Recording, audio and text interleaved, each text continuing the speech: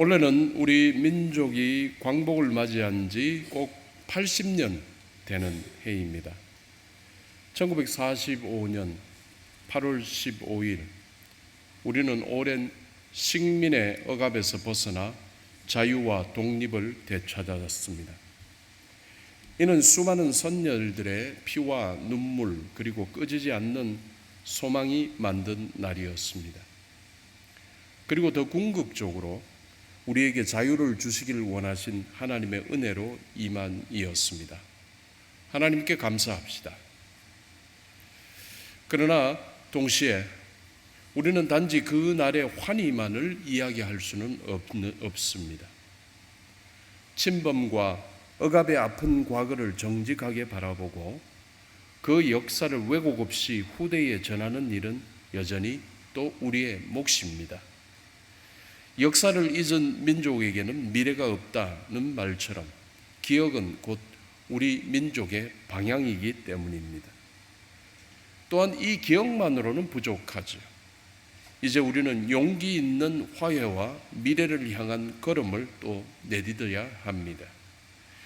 일본과의 관계에서 상처를 인정하고 존중하며 진실한 이해와 신뢰를 쌓아간다면 한일 양국은 평화와 번영을 위해 함께 나아갈 수 있을 것입니다. 광복 80주년을 맞은 오늘 우리는 과거를 올바로 기억하고 하나님께서 주시는 화해와 평화의 비전을 품고 함께 새로운 내일을 향해 나아가게 되기를 소망해 봅니다. 성도님들, 오늘 본문 시편 133편 참 짧은 시편입니다. 성경 전체에서 공동체의 하나됨을 가장 아름답게 묘사한 말씀 중에 하나입니다. 성경은 공동체를 이야기를 합니다. 그런데 또한 그 중에서도 시편 133편이 이 공동체의 하나됨을 가장 강력하게 이야기하고 있습니다. 시편 133편 1절 말씀을 우리 함께 봉독하겠습니다. 보라, 형제가 연합하여 동거함이 어찌 그리 선하고 아름다운고. 이 구절의 첫 단어는 보라입니다. 이 보라라는 말은 우리 예수님께서도 하셨을 때 많이 사용하셨습니다. 이 말은 주목하라라는 말입니다. 이 장면을 절대로 놓치지 말아라라는 강한 명령을 이야기하는 겁니다. 마치 하나님께서 친히 손가락을 가리키시면서 여기 좀 봐라, 여기를 봐라, 내가 기뻐하는 모습이 바로 이거다 하시는 듯합니다. 그런데 여러분, 여기서 하나님께서 그렇게까지 주목하라고 하시는 장면이 무엇입니까? 바로 형제가 연합하고 동거하는 모습을 이야기합니다. 다시 말해 믿음의 백성이 하나가 되고 함께 살아가는 모습이 하나님 보시기에 가장 아름답고 기쁘다라는 것입니다. 겉으로만 함께 있는 것이 아니라 마음과 뜻이 하나 되어서 서로를 위해서 서로 섬기며 사는 모습입니다. 도와주며 사는 모습입니다. 잠시 모였다가 흩어지는 게 아니고 기쁠 때나 힘들 때나 함께 있는 모습입니다. 그래서 성도님들, 우리 하나님께서 기뻐하시는 공동체의 모습을 시편 기자는 두 가지의 비유로 아름답게 설명하고 있습니다. 첫째는 머리에 부은 보배로운 기름이라고 합니다. 시편 133편 2절의 말씀을 우리 함께 읽겠습니다. 머리에 있는 보배로운 기름이 수염 곧 아론의 수염에 흘러서 그의 옷깃까지 내림 같고. 이스라엘에서 제사장 위에 기름을 붓는 것은 성별이고 축복을 의미합니다. 기름이 머리에서 흘러서 얼마나 많이 부었든지 흘러서 그 기름이 수염까지 흐르고 옷깃까지 흘러내린다. 이 풍성함을 이야기하는 겁니다. 하나님의 은혜와 성령의 충만이 공동체 전체에 넘쳐 흐른다는 뜻이 되고 있습니다. 둘째는 또 헐몬의 이슬이라고 합니다. 시편 133편 3절을 우리 스크린 보면서 함께 읽겠습니다. 헐몬의 이슬이 시온 산들에 내림 같도다. 여러분, 이 헐몬산은 말이죠, 별명이 백두산입니다. 이스라엘의 북쪽, 제일 북쪽에 있습니다. 그런데 왜 백두인가? 눈이 늘 꼭대기에 있어가지고 멀리서 보면 하얀 머리입니다. 그래서 백두산입니다. 이 헐몬산의 눈 만년설이 늘 바람을 타고 밤중에 남하합니다. 밑으로 내려옵니다. 그래서 사막 기후의 땅에 이슬과 수분을 공급하는 생명의 원천입니다. 하나님께서 헐몬산의 눈들을 이렇게 사용하셔서 이슬을 만드시고 수분을 내리십니다. 그 신선하고 풍성한 이슬이 남쪽 시내산까지 흘러내리는 모습입니다. 밤새도록 그 많은 눈들이 바람을 타고 예루살렘까지 도착을 한다고 합니다. 그래서 이제 아침이 되면은 눈에 보이는데 그 눈들이 이슬로 이렇게 아래로 떨어지는 모습이 마치 관을 씌우는, 왕관, 축복의 왕관을 씌우는 것처럼, 이스라엘을 살리는 생명의 왕관을 씌우는 것처럼 이스라엘 시온산에 덮인다라는 것입니다. 이 흘러다니는 모습, 하나님의 복이 공동체 전체에 골고루 내려 풍성하게 살리게 된다는 상징입니다. 하나님은 우리 하나를, 나 하나를 살리는 게 아니라 모두를 살리시는 것이죠. 우리 교회가, 우리 나라가 이런 공동체가 되었으면 좋겠습니다. 성도님들, 지금으로부터 80년 전 일제로부터 해방된 이후에도 우리는 정말 수많은 위기를, 국가적 위기를 만났지요. 우리나라는 작고 힘없는 나라여서 좀 큰 나라들이 계속해서 건드렸고 항상 위기가 있었습니다. 그러나 그때마다 우리는 극복할 수 있었던 특징이 있습니다. 그 원인이 무엇이라고 생각합니까? 서로를 붙잡아주는 공동체 정신 아니었겠습니까? 하나님께서 특별히 우리 민족에게 심어주신 공동체 정신, 다시 말해 하나 되게 하심, 우리 민족의 참 여러 시대에 드러났던 것 기억하실 겁니다. 늘 우리나라를 이야기하면서 리더들보다도 백성들이 훌륭했다라는 말을 많이 합니다. 이 공동체 정신이 훌륭했던 것이죠. 나라의 주인, 나라의 윗부분들은 감당을 하지 못하는 것을 아래 백성들이 합력해서 일들을 극복해냈던 일들이 참 여러 시대에서 드러났던 것, 우리는 잘 알고 있고 우리의 자랑이기도 합니다. 6.25 전쟁 때 참 수많은 피난민들이 몰려왔을 때 교회들을 다 문을 열고 최선을 다해서 그 피난민들을 먹이고 재우고 하는 일에 모든 교회들이 최선을 다했다고 합니다.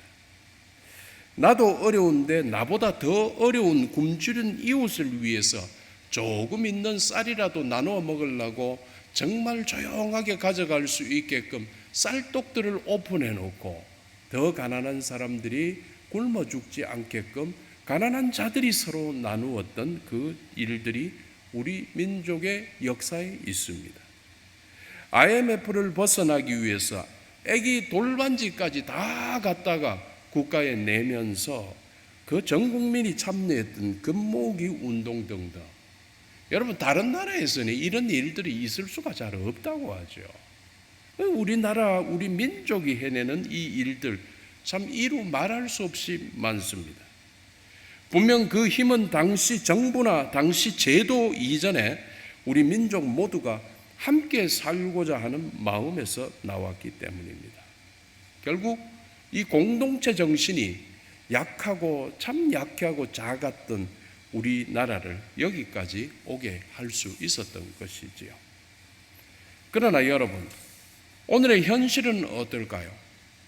오늘의 시대상을 누군가 이렇게 말합니다. 붙어 살 뿐 모여 살지는 않는다.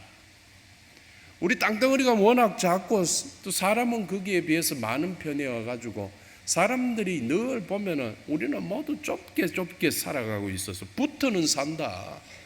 그런데 다 마음들은 다 뿔뿔이 다 다르다. 이 말인 것 같아요.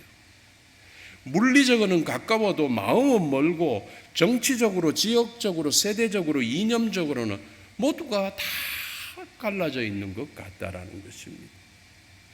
이러한 현실은 안타깝게도 교회도 예외가 아닙니다. 교회도 화합이 안 됩니다.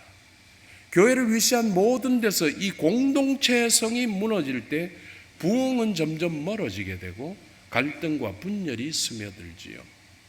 한때 우리나라 땅에 있는 교회들 십자가만 세우면 교회가 부흥했다고 하는 이야기들을 선배들을 통해서 전해 들었습니다.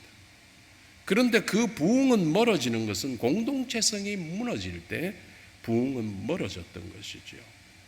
반대로 지금도 서로를 사랑하고 돌보는 마음이 있으면 거기서부터 다시 부흥은 시작이 된다고 하지요. 그래서 개인주의가 강해질수록 오히려 지금 필요한 것은 공동체가 더 필요해지는 것이죠. 모두가 개인주의적으로 살아갈지라도 우리가 개인주의의 개인을 살릴 수 있는 것은 공동체성이라는 것이죠. 교회라는 믿음의 가족을 통해서 홀로 사는 외로움들을 치료할 수 있고 나 혼자가 아닌 함께라는 기쁨을 경험하게 되기 때문입니다. 성도님들, 저는 우리 교회 어르신들 참 감사할 때가 많습니다.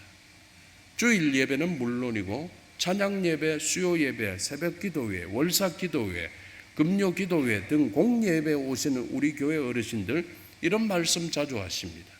목사님, 우리 교회 옛날에 참 많이 모였었습니다.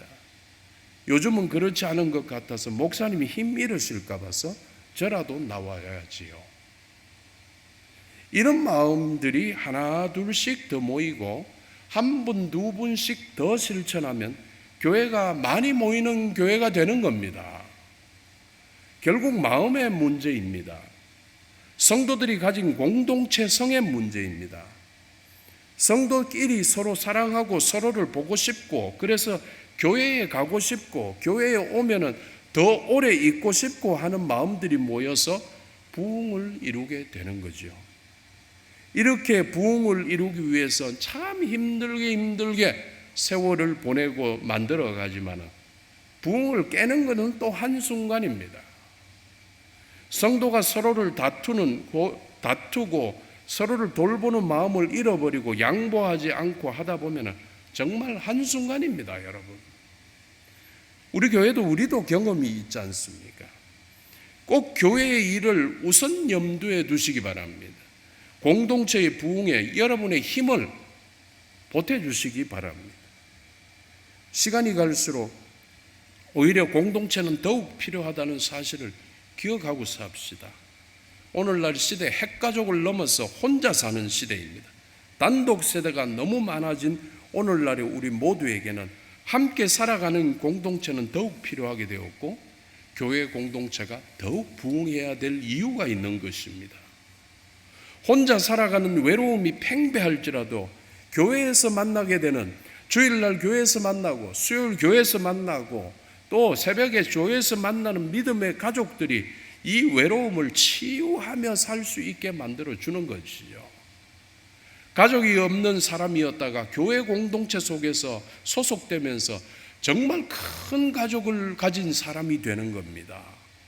우리 교회 공동체 대구 영락교회에서 여러분 많은 가족들로 행복하시기를 주님의 이름으로 축원합니다. 정말 멀리 떠나서 완전히 멀리 계시지 않는다면 뭐 바쁘다 뭐 시시하다 그러지 마시고 이번 정교인 수련회에 얼굴 한번 비치시기 바랍니다. 이런 실천들이 합쳐져서 놀라운 기쁨이 충만하게 되는 겁니다. 예수 그리스도를 중심으로 각자의 소리는 낮추고 각자의 생각은 낮추고 공동체와 함께 기도하고 공동체와 함께 생활하고 그러는 우리는 다시 하나가 될 줄 믿습니다. 어느 경제 일간지 기사를 보았습니다. 소개하고자 합니다. 기사를 그대로 읽겠습니다. 광복 80주년과 한일 국교 정상화 60주년을 맞이한 올해 한일 양국이 협력 관계에서 중대한 전환점을 맞았다. 저성장, 저출생, 고령화, 자국 우선주의 등 공통 과제를 떠안은 양국이 국경을 허문 새로운 시장에서 기회를 찾고 있는 것이다. 항상 한국을 앞섰던 일본은 2022년 처음으로 한국의 1인당 GDP 규모에서 역전당한 이후 지난해까지 3년 연속 한국에 뒤처졌다. 양국이 국가 전체의 경제 규모에는 차이가 있지만 국민 경제 수준이 비슷하고 소득 수준뿐 아니라 지리적 접근성, 문화적 유사성까지 더해 신시장으로서 양국 협력에 무게가 실린다. 한국과 일본의 GDP를 합해 6조에서 7조 달러, 약 8,360조 원 경제권을 형성해 양국 기업의 무대를 확대하고 상호 강점을 지닌 분야에서 협력을 강화할 수 있을 것이다 하는 경제지의 기사였습니다. 참 재미있게 읽었고 또한 저에게 영감을 준 기사였습니다. 결국 한일 간의 지난 역사에 대한 진정한 사과와 용서를 통한 화해가 이루어지고 그리고 한일 간의 경제 공동체 구축이 양국이 미래의 살 길이라는 주장입니다. 여기서 알 수 있듯이 세상도 역시 공동체의 중요성을 강조하고 있다고 할 수 있습니다. 광복의 역사적 사건을 분명히 분별하며 기억하고 이를 기초로 해서 더욱 미래지향적인 대처를 생각하고 실천해 보자는 주장에 저는 찬성합니다. 이번 휴가 시절에 서울에 좀 다녀왔습니다. 그간 오랫동안 가지 못해가지고 가봤습니다. 제가 있었던 호텔 바로 옆에 평화의 소녀상이 있는 곳입니다. 평화의 소녀상은 여러분 잘 아듯이 정신대로 끌려갔던 여성들의 상징적인 상입니다.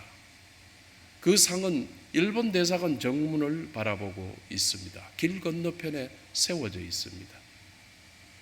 계속해서 일본 대사관에 일본에 우리를 기억하고 용서를 구하라는 메시지를 주는 겁니다. 이 일 때문에 우리 국민들끼리도 서로 갈등을 하고 나뉘기도 했습니다. 지금은 경찰이 철책을 써놓고 평화의 소녀상을 지키고 있습니다.